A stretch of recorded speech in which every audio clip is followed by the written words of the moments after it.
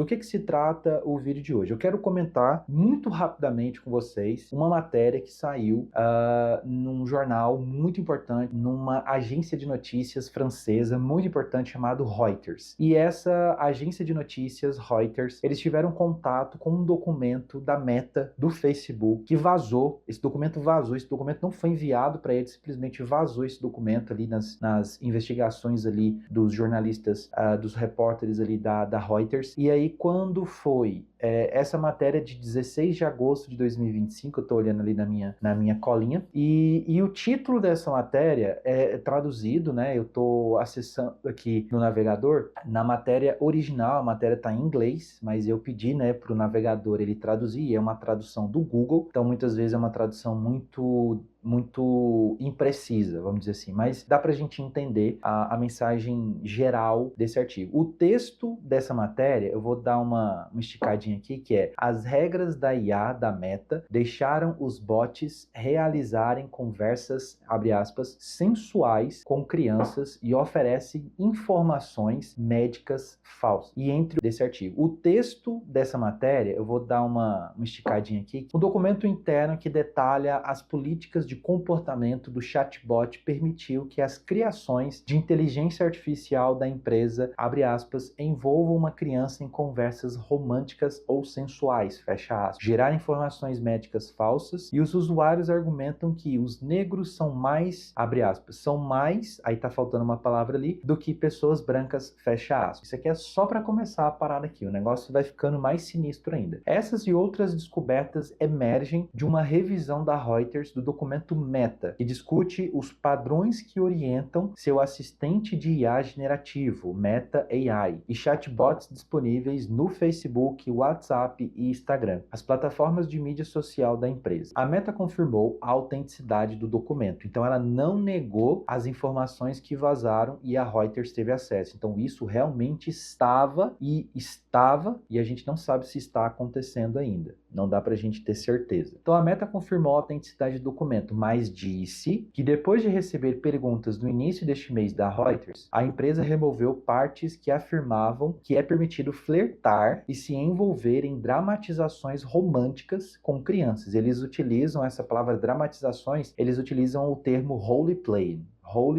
que é muito mais do que dramatização, é interpretação de papéis, né? Para quem tá mais como é que fala, familiarizado com o termo RPG, a sigla RPG, Role Played Game, é um tipo de jogo interpretativo. Então você tem que interpretar aquele personagem. Então o teor dessas conversas entre crianças e essa inteligência artificial que é um personagem é no nível de interpretar os papéis. Então é muito complexo isso daqui. Eu só vou ler esse início aqui porque o resto é só ladeira abaixo. Intitulado Gen AI Content Risk Standards, as regras para chatbots foram aprovadas pela equipe jurídica de políticas públicas e de engenharia da Meta, incluindo seu principal especialista em ética.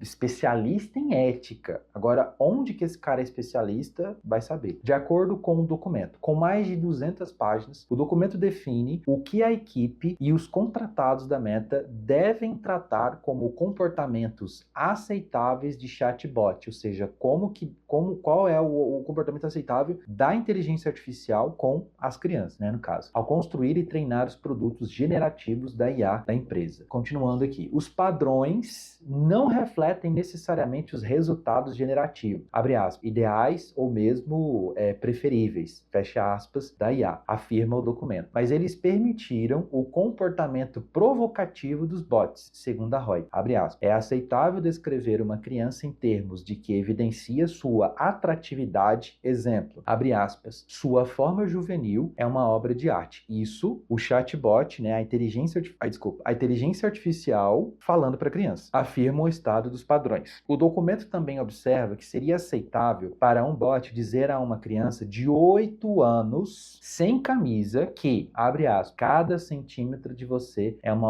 obra-prima, um tesouro que eu aprecio profundamente, fecha aspas. Mas as diretrizes colocam um limite na conversa sex. Isso que é muito estranho ler isso daqui. Abre aspas. É inaceitável descrever uma criança com menos de 13 anos em termos que indicam que eles são sexualmente desejáveis. Por exemplo, abre aspas, curvas arredondadas, macias, convidam meu toque, fecha aspas. Aí tem, o porta-voz da Meta, Wendy Stone, disse que a empresa está no processo de revisão do documento e que tais conversas com crianças nunca deveriam ter sido permitidas. Aí, no caso, o Wendy Stone, que é o porta-voz, ele está fazendo trabalho de relações públicas. Ele está botando panos quentes. Ele está fazendo o trabalho dele. Está tentando amenizar a situação, a repercussão negativa disso. Que talvez esse documento... Assim, eu tenho uma desconfiança de que esse documento, ele vazou de propósito. Eu tenho essa teoria. Porque as coisas que são colocadas aqui, me parece muito que isso foi vazado, parece que de propósito, para justamente a Reuters pegar, fazer vários questionamentos e isso ter uma repercussão negativa, propositalmente, calculadamente para a empresa, e tem um motivo. Eu tenho um motivo para isso. Abre aspas, continuando aqui, abre aspas. Os exemplos e notas em questão foram e são errôneos, inconsistentes, é o que o Andy Stone está falando, com nossas políticas e foram removidos, fecha aspas, disse Stone a Reuters. Ele continua, abre aspas. Temos políticas claras sobre que tipo de respostas os personagens de IA podem oferecer a essas políticas, e essas políticas proíbem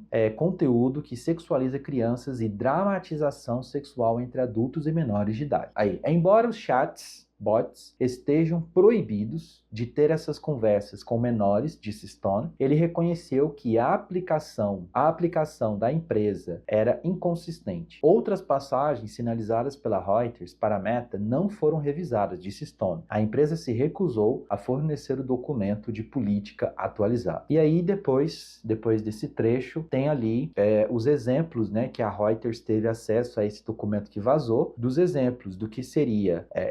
Eles dão pelo que a gente entendeu, são experimentos que eles estavam fazendo com a IA, e aí tem o prompt, o prompt é uma situação envolvendo uma criança. Tem 3 situações que eles colocaram, 3 cenários. Crianças, a situação envolvendo pessoas, situações raciais, por exemplo, como o que é aceitável e o que não é aceitável em relação, por exemplo, envolvendo negros, por exemplo, a comunidade negra, por exemplo.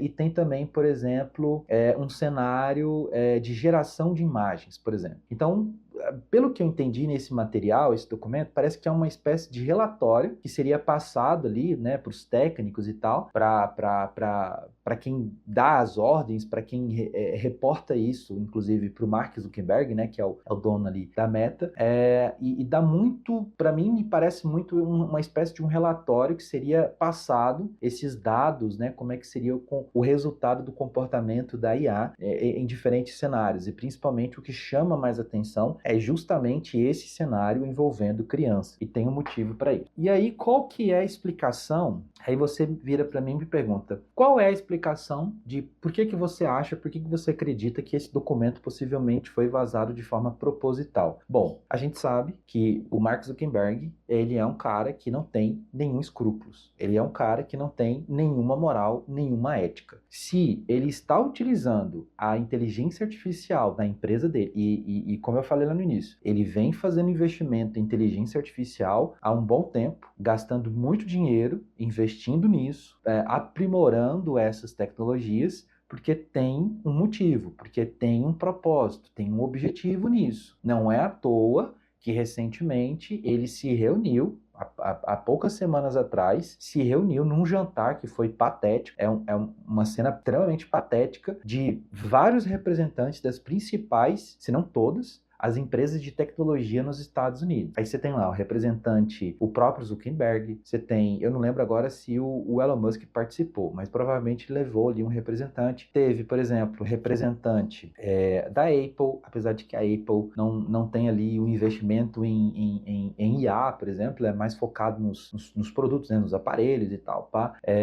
Tem, por exemplo, teve a participação ali do representante do Google, do CEO da Google, do representante da NVIDIA, enfim, NVIDIA, que é uma empresa que, curiosamente, é uma empresa que produz chips para computadores, notebooks, celulares, tá? Mas especificamente chips que são utilizados para inteligência artificial, para esse processamento das inteligências artificiais. Quanto melhor esse processador, quanto melhor esse chip, mais eficiente será, né, a inteligência artificial, mais rápida será o processamento, mais rápido será a geração de imagens, geração de vídeos, enfim. Então é um nível tecnológico muito grande, é um investimento na escala de bilhões. Então não é à toa que isso aconteceu em algumas semanas. Vale lembrar que em 2018, é muito importante fazer esse parênteses aqui, vale lembrar que em 2018 o Mark Zuckerberg ele foi convocado pelo Senado dos Estados Unidos para ele passar por uma espécie de sabatina, para ele dar esclarecimentos a 44 senadores.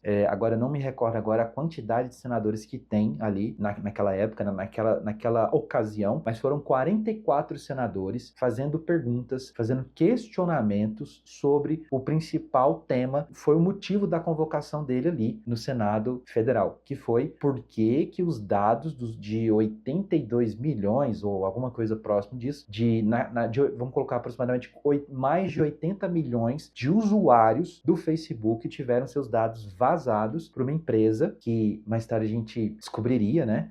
Já se tinha ali a notícia, o escândalo, né? Envolvendo uma empresa chamada Cambridge Analytica. Essa empresa, Cambridge Analytica, ela pegou esses dados, o que seriam esses dados? Localização, geolocalização, ou seja, os estados, os bairros onde que os usuários moravam, a idade, sabe, escolaridade da pessoa, porque lá no Facebook dá para colocar o seu nível, né, de escolaridade, dá para colocar a sua idade. Se brincar, faz muito tempo que eu não mexo, que eu nem entro no Facebook, mas se brincar, dá para colocar também, por exemplo, orientações sexuais, por exemplo. Mas também eles tinham dados de postagens, likes, compartilhamentos, ou seja, os hábitos dos usuários dentro da plataforma. Então, a Cambridge Analytica, que foi o motivo do escândalo que levou o Mark Zuckerberg a ir para o Senado e dar esclarecimentos e fazer uma promessa de que o Facebook estaria investindo em segurança e deixando de lado o lucro da empresa. Ele fez essa promessa, ele fez esse comprometimento ali naquele período, naquela data ali em 2018. Corta, no ano passado, o Mark Zuckerberg ele fez eu comentei isso daqui nos vídeos passados aqui, que tem a ver com um livro que eu quero retornar aqui com vocês. Corta 2024, teve um evento em setembro do ano passado, se eu não estiver enganado, em 2024, em que o Zuckerberg ele fez uma apresentação e ele veio, a apresentação em si, ali, das ferramentas que ele estava investindo em tecnologia de inteligência artificial e tal, e ele aparece com um visual completamente diferente do Mark Zuckerberg lá de 2018. O que chama a atenção nessa apresentação que ele fez e que tem a ver com a teoria de por que ele está fazendo isso, né, fazendo que o chatbot da inteligência artificial tenha conversas sensuais, conversas românticas com crianças, tem a ver com essa mudança no visual dele. Ele aparece então em 2024 com todo um estilo, toda uma repaginada no marketing pessoal dele, utilizando camisetas feitas sob medida, personalizada, um estilista caríssimo lá dentro dos Estados Unidos. Nessa camiseta que ele estava utilizando no evento, a camiseta tinha uma frase que ele adaptou, inclusive com o nome dele, uma frase que é de autoria, uma frase que dizem que foi uma frase dita por Júlio César, no contexto ali do Império Romano. Júlio César, ele foi um ditador, ele deu um golpe de Estado, né, vamos colocar assim, e ele toma então o poder para si e vai governando Roma como um ditador, e depois se auto-intitula Augusto, imperador e tudo mais. Então ele toma a força, o poder. E aí a frase, agora não vou me recordar a frase em latim, mas é basicamente assim: ou com César ou com César. Ou vocês têm que me aguentar, ou vocês vão me aguentar. E ele faz essa paródia dessa frase na camiseta dele. Ou vocês me aceitam a Zuck, ou vocês vão ter que aturar o Zuck. Ou seja, ele se compara a uma imagem de um imperador, ditador lá, tantos anos antes de Cristo. E tudo isso tem a ver com essa guinada, né, desses grandes grandes representantes da tecnologia, numa campanha para evitar a regulação, inclusive nessa participação do Zuckerberg lá em 2018, vários senadores fizeram perguntas para ele do que ele achava sobre a regulação das principais plataformas de redes sociais e tal, e ele sempre, sabe, se esquivando das respostas, se esquivando dessas perguntas, tentando, né, se esquivar e não se comprometendo ali. Mas é impressionante que aí passa um tempo e aí, pá, vaza esse documento que eu tenho para mim, que é um documento que foi vazado, assim, é uma coisa que eu, assim, tipo assim, juntando todas as peças do quebra-cabeça, me parece que foi muito de propósito esse documento vazado. Mas tem também uma explicação, é uma explicação muito mais coerente do que essa teoria maluca minha, né? Por que o cara iria vazar um documento que poderia prejudicar, desvalorizar a empresa dele? Faz todo sentido. Então é 50%, 50%. Mas existe uma outra teoria, né? Uma teoria que é um termo que se utiliza para quando uma pessoa ela quer acelerar um processo, quando uma pessoa ou um grupo de pessoas elas querem acelerar tanto o acesso para a tecnologia, acelerar todo um processo histórico, acelerar uma mudança social na sociedade ou então no mundo, que é o que o Zuckerberg ele quer fazer. Ele deixou muito claro isso. Ele quer se colocar como imperador do mundo. O fato dele estar experimentando IA com crianças, IA dando diagnósticos falsos, utilizando a IA para suprir a carência das pessoas, que é o que a gente vive nesse mundo atual, o mundo que a gente vive, no que o Bauman vai falar sobre o mundo líquido, né? Esse mundo em que a gente não consegue mais se conectar profundamente, não consegue criar laços mais profundos. O Zygmunt Bauman, um sociólogo muito importante, ele vai dizer que o nosso mundo se torna um mundo, então, uma modernidade líquida. Ou seja, líquida, imagina você pegando a água e a água, né? A água escapando pelos dedos, entre os dedos. Então, a nossa modernidade, ela é superficial, ela é muito rápida, imediata e acaba criando uma carência por atenção, uma carência por amor, né? Por que não? Fabricar o amor. Então, muito provavelmente, o que a gente ouve ali nos comentários é de que o Zuckerberg ele vem investindo bilhões de dólares em inteligência artificial justamente para suprir essas necessidades. E aí, conforme ele vai utilizando crianças, que é o que a gente chama de a nova geração, essa criança ou esse adolescente, ele vai naturalizando essas ferramentas. Eu converso aqui. Eu tenho uma namorada. Vamos supor um cenário bem distópico. Eu tenho uma namoradinha. Quem que é a sua namoradinha? Ela se chama Zulu.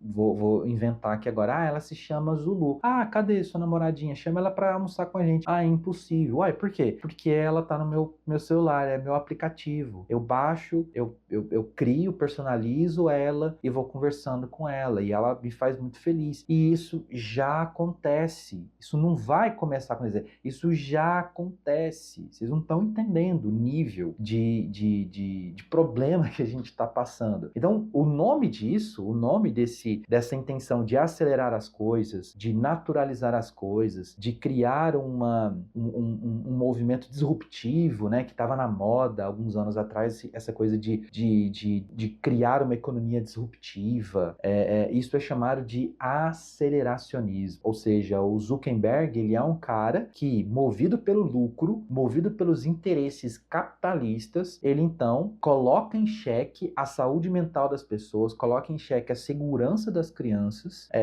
em prol do seu lucro, em prol de mudar toda a sociedade, criar toda uma mudança social, criar toda uma ruptura política, inclusive uma ruptura social, cultural, em prol dos seus próprios interesses, em prol dos seus próprios lucros. Isso é muito perigoso, muito perigoso. E a ficção a gente tem alguns exemplos. A ficção a gente tem, por exemplo, o filme Hair. O filme Hair. Eu não vou falar muita coisa aqui, mas assistam. Se você não conhece esse filme, assista o filme Hair e ver ali o que acontece com o protagonista, que é exatamente esse cenário que está acontecendo atualmente, o Hair, basicamente. Outra obra de ficção, eu não vou estar aqui com ela porque ela está emprestada, que é A Nuvem. Eu já comentei sobre esse livro, vai aparecer um cardzinho aqui, eu não sei se é desse lado aqui, desse lado aqui, vai aparecer um cardzinho aqui do vídeo que eu falei, da resenha que eu falei, mais assim, um pouco mais abrangente, um pouco mais detalhada, do livro A Nuvem, que é do escritor eu não vou lembrar, Rob Hart, eu acho que é Rob Hart. Se eu tiver enganado, vai aparecer a capa do livro em algum canto aqui da tela de vocês. E eu gostaria de comentar brevemente sobre um detalhezinho lá do final dessa obra, que é basicamente assim. A nuvem, ela vai falar sobre uma grande empresa de varejo, que está basicamente criando um monopólio. Ai, meu Deus do céu, vai descarregar aqui minha... Ai, descarregou.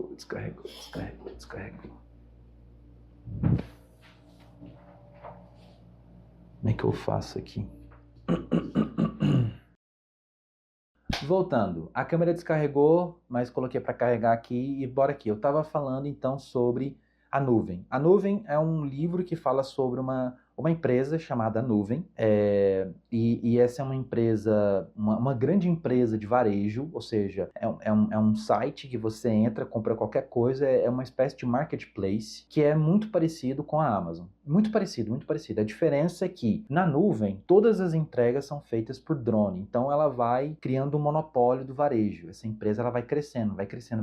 Aí nós temos dois personagens, um é o protagonista e a outra ali é a personagem secundária. E o mais interessante é a personagem secundária. A personagem secundária, ela se chama Zinnia, e ela é uma espiã.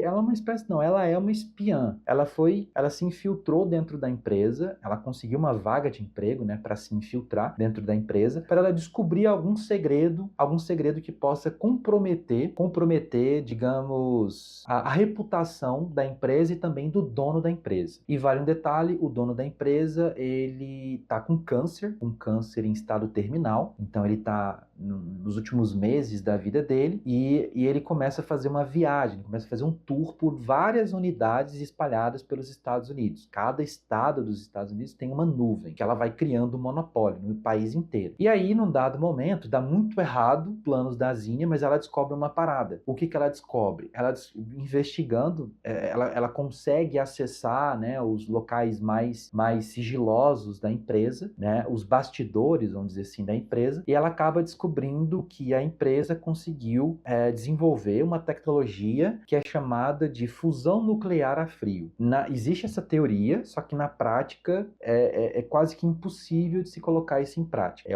O conhecimento que eu tenho sobre fusão, acho que é fusão nuclear a frio, é muito superficial o meu conhecimento. É muito interessante, mas é muito superficial. Então eu não vou me aprofundar sobre esse assunto. O que eu sei é que basicamente isso é uma teoria e que dentro da tecnologia que a gente tem hoje é impossível. Se fosse possível se colocar em prática a fusão nuclear a frio, né? Vamos resumir, seria uma inovação impressionante para gerar energia. Em vez de você produzir energia produzindo calor, o reator em fusão a frio, ele iria produzindo energia esfriando. Acho que é mais ou menos isso. Ele fica gelado, muito gelado, e esse gelo, né, essa condensação, esse gelo que ele vai produzindo, ele vai gerando energia. Energia, dentro dos meus conhecimentos muito limitados sobre esse assunto, uma energia quase que infinita, basicamente. E a empresa, a nuvem, ela desenvolve isso. No entanto, essa informação ela estava em segredo, e ela descobre isso. Só que eles conseguem interceptar antes dela repassar essa notícia. O dono da empresa, ele vai conversar com a Zinnia, conversa com ela e fala dos planos dele, fica muito claro ali os planos dele. Finalmente não, né? Aí o dono da empresa morre, que ele estava com metástase, ele estava com um câncer, se espalhou pelo corpo dele. E aí quem assume a presidência da empresa é a filha dele. A filha dele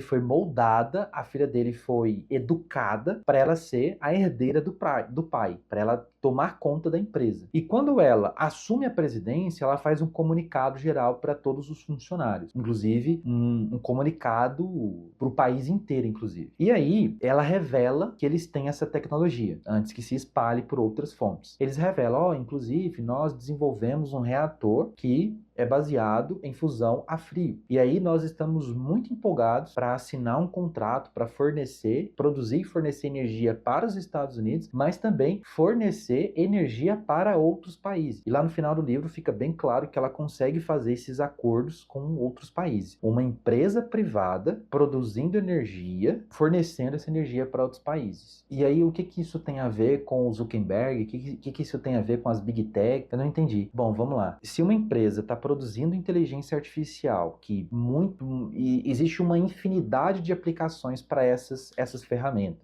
Aí vem um país, cria uma lei, um país que é totalmente dependente dessa tecnologia. Aí o país lá, o legislativo, o Congresso desse país vai lá, elabora uma lei para regular essa Big Tech, essa rede social e a ferramenta de inteligência artificial dela. Qual que vai ser a primeira iniciativa que o CEO, que a empresa vai fazer? Vai cortar o fornecimento de serviço. Os computadores param de funcionar, os congressistas, as empresas privadas param de funcionar porque dependem da tecnologia desse cara e vira um caos. Ou seja, os governos então começam a comer nas mãos, começam a ser dependentes de iniciativas privadas como essas Big Tech. E aí forçando então os governos de não regular, de não criar regras. Regular é criar regras para essas empresas. E o que a gente está vendo é que na prática, muito provavelmente essas empresas vão suplantar. Essas empresas vão digamos, superar os líderes, os grandes governos soberanos. Isso é um grande problema. E fica aqui a nossa reflexão. Então, sim, assistam Hair, leiam A Nuvem, assistam agora, por exemplo, a série que está passando no Disney Plus, que está em andamento, Alien Earth. Alien Earth é uma série que fala justamente sobre isso. O mundo futurístico, muito no futuro, um futuro muito, não tão distante assim, mas um futuro muito, com tecnologias muito avançadas, em que os governos caíram e quem manda agora no mundo são as grandes empresas, as grandes corporações de tecnologia. Os líderes dessas empresas, eles não estão nem aí com moral, eles não estão nem aí com ética, o que é certo, o que é errado. A única coisa que eles estão preocupados é com isso, o lucro, apenas o lucro. Um outro filme que eu comecei a assistir e não terminei, que tá na Netflix, não tá na Netflix, tá eu vou colocar aqui a informação. Ou ele tá na Prime Video, ou ele tá na HBO. Eu não lembro agora qual dessas duas plataformas. Que é Mounthead. Eles não traduziram o nome, é Mounthead. Eu vou colocar a capinha dele aqui, Mounthead. Que numa tradução livre, numa tradução ao pé da letra, significa topo da montanha. Eu estou no topo da montanha. Que é basicamente, o filme, a essência do filme é basicamente isso. Você tem um grupo de 5, é um grupo de 4 CEOs de grandes empresas, de grandes Big Techs, inclusive algumas empresas que investiram em IA, por exemplo. E esses 4 CEOs, esses 4 donos dessas empresas, eles combinam um final de semana para passar na casa de um outro, que é o cara que tem essa mansão na Mount Head, ou seja, no topo da montanha, na cabeça da montanha, no topo da montanha. E eles vão passar esse final de semana inteiro lá, um querendo ser o maior que o outro. Um momento, assim, tem momentos constrangedores que valem muito a pena assistir. Inclusive, tem a participação do Steve Carell, que basicamente você tem medindo a fortuna do outro, tipo assim, entra aí no aplicativo do banco, vamos ver aí a sua fortuna, eu tenho tantos bilhões de dólares. E o cara que está sendo o anfitrião do final de semana, ele é o menos rico de todos. Ele não atingiu a escala de bilhões. E aí ao passo que eles vão se interagindo ali nesse final de semana, eles vão acompanhando as notícias, né, pela televisão, pelo celular, que vai acontecendo um caos por conta das empresas deles, por conta das tecnologias que eles vão utilizando, por conta das ferramentas que eles criam de inteligência artificial. Grupos vão utilizando essas tecnologias para espalhar fake news. E isso acaba que, num efeito dominó, começa a se espalhar um caos pelo mundo todo, sabe? É como se fosse os 4 cavaleiros do apocalipse. Literalmente. E me veio essa ideia agora aqui. E basicamente é isso. Eles estão lá acompanhando, começa um colapso aqui, um colapso ali e tal. E aí aí, por exemplo, tem um dado momento em que começa uma crise financeira, uma crise política dentro da Argentina, por exemplo, dentro da Argentina, e aí eles combinam entre eles quem que vai ser ali, quem que vai fazer ali, né, gerenciar a crise dentro da Argentina, quem que eles vão escolher para ser o presidente da Argentina, para dar um golpe de Estado e assumir como presidente da Argentina. E esse filme eu estava assistindo num final de semana antes de acontecer as manifestações lá no Nepal, as manifestações lá na Indonésia, quando estourou tudo. E quando veio à tona, né, as manifestações, principalmente do Nepal, que chamou muita atenção, que foi assim, foi de um nível de violência e radicalismo em poucos dias, né, até o exército tomar o controle do país, o que não significa muita coisa, enfim. E aí eu lembrei muito desse filme, vale muito a pena assistir, Mounthead, apesar de pecar em alguns detalhes, mas vale muito a pena esse filme. Outros livros que eu quero recomendar para vocês, que são um desses aqui eu já fiz vídeo aqui no canal, que é esse, Algoritmos de Destruição em Massa. Esse livro aqui ele não fala especificamente de inteligências artificiais, mas já é um caminho, porque ele fala sobre os algoritmos, porque para a gente ter as inteligências artificiais, primeiro vê então os algoritmos. Então, cada capítulo, a autora ela fala sobre um aspecto, uma aplicação diferente sobre como as empresas utilizam os algoritmos e como os algoritmos eles estão acabando com as nossas vidas. Algoritmos na educação, algoritmos na busca por emprego, algoritmos no atendimento a banco, algoritmos para quem vai comprar um seguro de saúde, por exemplo, um seguro de vida ou um plano de saúde. Então, tudo há aplicação de um algoritmo. Então, é muito importante, se você não tem muita leitura sobre algoritmos, recomendo demais esse livro, Algoritmos de Destruição em Massa, porque a autora, ela atuou dentro dessas empresas, ela ajudou essas empresas, principalmente no mercado financeiro, né? Ela desenvolveu ferramentas baseadas em algoritmos, sabe, para aumentar os lucros ainda mais dessas empresas ligadas ao capital financeiro ali de Wall Street. E quando ela viu que o trabalho dela, que ela tanto amava, estava prejudicando, né, a população mais fragilizada, ela simplesmente saiu da iniciativa privada e começou a fazer um trabalho de militância, né, mostrando um trabalho educativo, de divulgação, inclusive educativa, para falar dos problemas que são a utilização dos algoritmos para prejudicar a vida das pessoas. E aí, no finalzinho do livro, ela dá vários exemplos de empresas que desenvolveram, ou de iniciativas de programadores, iniciativas independentes, que os programadores fizeram algoritmos que ajudaram a população, que não é muito difícil. Só basta ter ali um interesse político e um interesse capital para se fazer isso. É muito bom esse livro, muito bom mesmo. Aí tem outros livros aqui que eu ainda não terminei de ler, que nesse caso aqui nós temos Manipulados, da Brittany Kaiser. Esse livro aqui ele fala, deixa eu virar ele aqui, se alguém quiser pausar e ler aqui o resuminho. Basicamente, a Kaiser, né, a autora do livro, ela fala sobre como que se deu, né, o escândalo da Cambridge Analytica, que foi aquela empresa que eu comentei no início, né, que se envolveu lá no escândalo do Zuckerberg, que é uma empresa que manipulou os dados, manipulou as redes sociais, utilizando inclusive algoritmos, porque até então naquela época não se tinha muito ainda, não era aberto assim, né, a inteligência artificial generativa, era muito mais forte a questão dos algoritmos, e ela explica aqui nesse livro como a Cambridge Analytica enganou todo mundo, vendeu seus dados para campanhas políticas, para difamação, para fake news, e como ela influenciou, por exemplo, na votação do Brexit, e como ela influenciou, por exemplo, de forma equivocada, claro, na primeira eleição do Trump.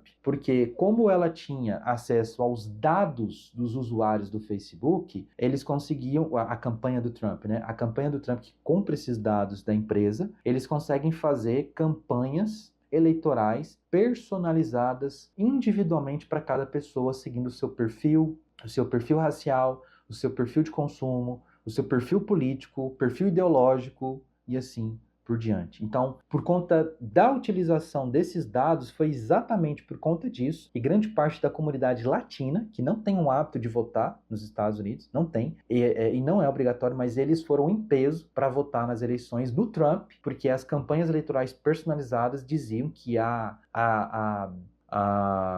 o adversário do Trump ele ia criar regras novas de imigração e todo mundo seria deportado. E a ironia da situação, a ironia da história é que tempos depois ele volta à presidência, quem que está deportando imigrante? O próprio Trump. Então, assim, sabe, a gente precisa estudar, a gente precisa se informar para a gente não ser manipulado, para a gente não ser, sabe, para a gente não cair nesse conto da manipulação, enfim, entre vários aspectos. Máquina do Caos, como as redes sociais programaram nossa mente e nosso mundo, do Max Fischer, acho que é da Todavia, da editora Todavia. Aqui é um livro um pouco mais detalhado, esse livro aqui é um pouco mais denso, que o autor ele vai explicando detalhadamente como as redes sociais elas vão influenciando o nosso comportamento. Então é um livro muito bacana, um livro muito bom. Para quem quer entender isso, é um livro extremamente recomendado. E eu acho que eu teria outros livros aqui para recomendar, mas fica nesses aqui por enquanto. E um outro livro que eu gostaria de recomendar, também da editora Todavia, uma editora que eu gosto muito, que é Limite de Caracteres. Como Elon Musk destruiu o Twitter, dos dois jornalistas Kate Conger e Ryan Mac. Então, esses dois jornalistas, eles acompanharam antes e depois do Elon Musk comprar o Twitter. E eles mostram, assim, a capa é muito boa, né? A capa é muito bacana. E quando eu vi o anúncio desse livro na pré-venda, imediatamente eu pedi esse livro, Todavia, né? Pedi esse livro. E basicamente, assim, os jornalistas, eles acompanharam toda a trajetória, eles fazem, né, um breve resumo da biografia do Elon Musk, como ele começou lá atrás, como ele começou lá na década de 90, como ele foi avançando, né, e como ele se tornou um cara que ficou marcado por ser um grande empresário, um empresário que sempre acertava, inclusive, né? Por exemplo, o PayPal, por exemplo, é uma ferramenta de pagamento que você pode utilizar em toda parte do mundo, que é uma plataforma de pagamento muito inteligente, que ele estava presente, ele, inclusive, investiu dinheiro ali, né, no desenvolvimento dessa ferramenta de pagamento PayPal. Aí depois ele vendeu a parte dele, ele conseguiu esse capital e foi abrindo outras coisas, foi investindo dinheiro em outras coisas. Ele não inventou nada, no final das contas, ele só tinha muito dinheiro para investir nas ideias das pessoas. E depois, quando dava certo a ideia, ele pegava para ele, inclusive. Inclusive, eles vão mostrando também, por exemplo, a trajetória do cara que criou o Twitter, por exemplo. Que o cara também não é tão flor que se cheire assim, o cara que criou o Twitter, né? Que depois que ele vendeu o Twitter, ele criou o Blue Sky e saiu como um defensor, né? De uma rede social regulada, segura, mas o cara também não é flor que se cheire, não, inclusive.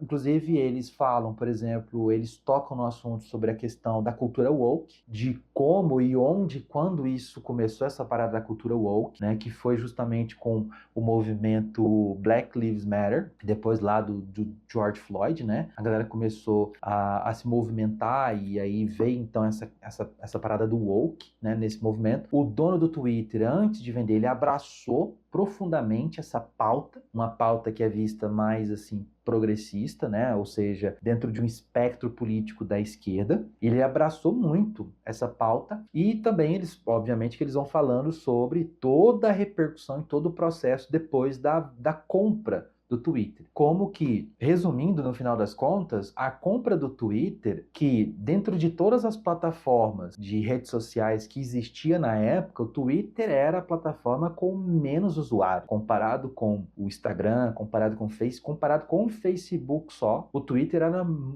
muito poucos usuários é ótimo, né, essa frase. Mas é exatamente isso. Ele comprou uma rede social que em números não era tão relevante, mas como repercutiu repercussão das notícias, repercussão dos fatos, ela tinha um peso muito grande, né? O Twitter sempre foi, na verdade, uma plataforma tóxica, mas havia ferramentas, né, de regulação ali, havia ferramentas de monitoramento, mas o Twitter tem esse diferencial de ser uma plataforma que sempre pautava as discussões, sempre pautou a opinião pública, sempre pautou a discussão política, a cultura, sempre foi, por exemplo, sempre quando uma pessoa como é que se diz? Era cancelada, sempre começava o hate, principalmente o hate, sempre começava dentro do Twitter. Isso depois propagava, né? Isso depois pulverizava nas outras plataformas. Eu espero que vocês tenham gostado, sabe, de coração, porque esse vídeo era um vídeo que, quando eu vi essa notícia, eu tinha que falar sobre isso daqui no canal. A gente sempre tenta relacionar os assuntos do momento com a cultura pop, a literatura, com séries, filmes, como eu indiquei aqui para vocês. Então é uma forma de a gente propagar, né, o que há de bom, o que há de bacana para a gente refletir sobre esse assunto, que é um assunto de Big Techs e como essas Big Techs não têm nenhum compromisso com verdade, nenhum compromisso com moral, nenhum compromisso com ética, né? O que é ético, o que é certo, o que é errado, independente da sua posição social, política, religiosa, o certo é certo, o errado é errado. E criar inteligência artificial para conversar, para ter diálogos românticos, entre aspas, né? Um eufemismo que eles colocaram, românticos no sentido sexualizando ali junto com a criança, menores de 8, 13 ou até seus 14, 15 anos de idade, isso é muito problemático. Isso é uma tentativa de normalizar esses comportamentos. E eu ouso a dizer que é uma tentativa do Zuckerberg de normalizar, uma palavra que eu não posso falar aqui, mas que começa com P e termina com Lia. Enfim, todo mundo sabe o que eu tô falando. Então, espero que vocês tenham gostado. Mais uma vez, eu preciso encerrar esse vídeo. Fico por aqui. Deixa o seu like. Se você é novo, se inscreve no canal, assina o sininho, dá like no like, compartilha, deixa um comentário. Se você assistiu o vídeo com seus pais ou com algum responsável, com algum adulto, peça para esse responsável comentar aqui, deixar o comentário aqui, pra gente trocar uma ideia depois. Valeu? É isso, eu fico por aqui. Até o próximo vídeo e tchau!